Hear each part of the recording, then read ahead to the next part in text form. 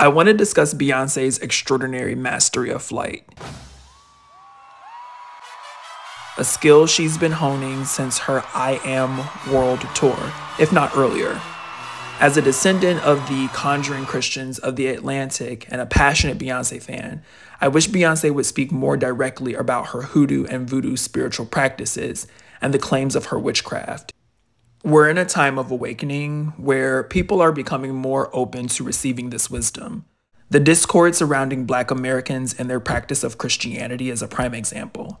Many jaded Black Americans refuse to take responsibility for their spirituality, arguing for their limitations. They either demonize African American spiritual practices within Christianity or dismiss Christianity entirely due to its weaponization and colonialism. However, these Christian and conjure teachings hold secrets, tools, and keys our enslaved ancestors left behind to help us navigate challenging times like the one we're currently in. Society is rapidly changing, and the fruits of colonialism will likely fight back before they're put down for good. I know many Black Americans possess these tools and power within them, but they're more committed to their comfort, depression, and cognitive dissonance. I myself have dealt with such dissonance. We get stuck in a space of blaming everything wrong with the world on others instead of looking within and acknowledging our ability to overcome structured violence. Of course, due to her level of success, explaining her choices and spiritual practices would be counterproductive for Beyoncé. Her power lies in her accountability and responsibility for her creativity and spirituality, never stepping out of it to explain it to those committed to their illness and poverty. It's my hope that videos like this can spark more conversation about conjure and other African American spiritual practices, especially how Beyoncé has successfully streamlined and made more accessible a few pieces of the cultural heritage of the enslaved population through theater arts, her music, and her live performances. In African American cultures and spiritualities, flying symbolizes freedom, escape, and the reclaiming of power and identity in the face of enslavement and oppression. The ability to fly represents the innate strength and spiritual resilience of African American people who, despite being physically enslaved, carried with them the power to transcend their harsh realities. We hear these stories told in African American folktales, one of my favorites being The People Who Could Fly, as told by Virginia Hamilton. In the story, those who could fly are believed to possess a secret, inherited ability passed down from their African ancestors. This ability to take flight allows them to escape the brutality of slavery and return to a state of freedom. The act of flying is also deeply connected to the themes of cultural heritage and the unbreakable connection to one's roots. It suggests that the spirit and identity of the enslaved people are unbound and that true freedom lies in remembering and embracing one's origins. Flying, therefore, becomes a powerful metaphor for liberation, not just from physical bondage, but also from the psychological and spiritual chains imposed by slavery and colonialism. It reflects a yearning for autonomy and the unyielding belief that no matter how oppressive the circumstances, the human spirit can rise above them. Many Black Americans question who God is, and if God exists, then why does God allow evil in the world? God is not what causes or allows colonialism and slavery to take place. In fact, it's funny, I love this conversation because what these people who make this argument fail to realize is that God is consent.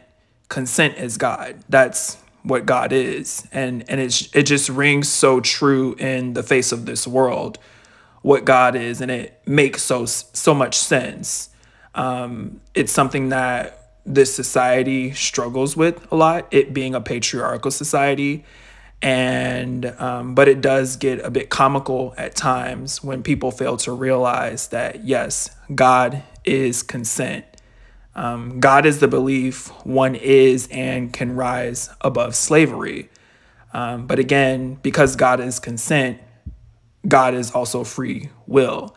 So we have free will to commit to our bondage or commit to our freedom.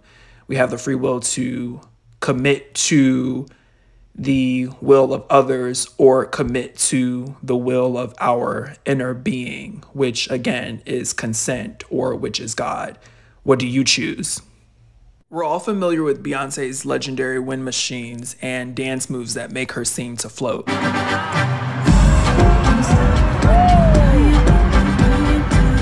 But have you ever noticed that at every major, it's a powerful visual metaphor that echoes the symbolism of flight in African American folktales. Through these elements of her performances, she embodies the themes of freedom, empowerment, and transcendence that resonate with these stories' narratives of escaping oppression and reclaiming power.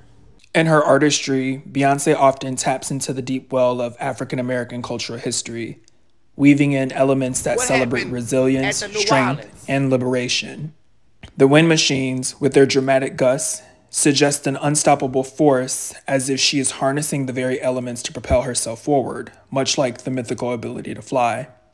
They evoke a sense of movement and liberation, as if she is perpetually breaking free from constraints, both literally and metaphorically. Okay, this photo from the Renaissance promotional material, it's not talked about enough, and it's the epitome of what I mean by Beyoncé's use of flight in her imagery and in her art. And I think it's a really great example of the 3-part series that she's doing. It doesn't say anything at all while saying so much. And there's so much that Beyoncé hasn't said yet about this 3-part project, that when it's all complete, she still will not have had to say anything, and we will all have learned so much and have had such an aha moment about not only who Beyoncé is, but who we are as Black people. But obviously it references this idea of conjuring Christianity. Here you have Beyoncé as this witch or high priestess or superhero or all of the above.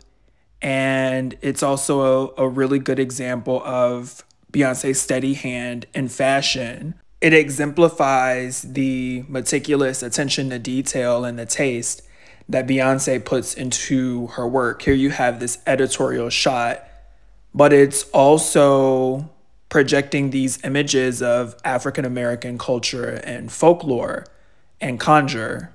Not only is she very well dressed and flying, but she's also a little bit exposed in this rebellious way that would probably be frowned upon in the Black church. But that's the reason why she's asserting or projecting that imagery into this type of scene. She's portraying her freedom, the freedom of her identity and the freedom of her sexuality, while still maintaining or being really one of the greatest examples that we have of Black faith in art and in theater. But then there are her moments of flying over crowds, whether suspended by cables or conveyed through elevated platforms. These are more than just spectacular stage effects. They symbolize her elevated status as an artist who has risen above adversity and societal limitations. And sure, other musical artists include acrobatics and lifts in their shows.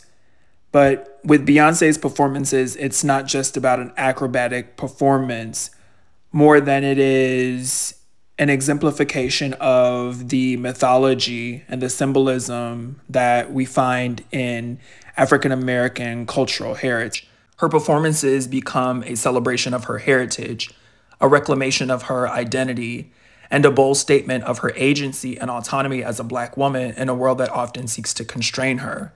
In this way, Beyoncé transforms her concerts into acts of liberation where she, and by extension, her audience, can soar above the limitations imposed by society.